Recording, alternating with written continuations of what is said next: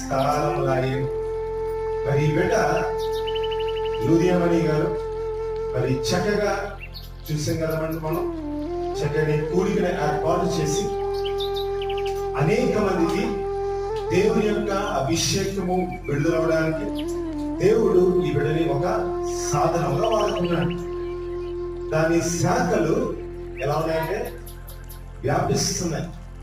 ఈ బిడ్డ ఏదైతే రక్షణ అనుభవం పొందుతుందో, నీటి బాప్తిసం పొందుతుందో, అది నాతోనే కాదు, నా కుటుంబంలో నేను అనేక మందికి వెల్లడి చేయాలని ఈ బిడ్డ ఎంతో ఆసక్తిని కలిగి మరి చక్కని కోరికలు ఏర్పాటు చేశారు. అట్టి రీతిగానే దేవుడు వీరి జీవితంలో కార్యములు జరిగిస్తున్నాడు.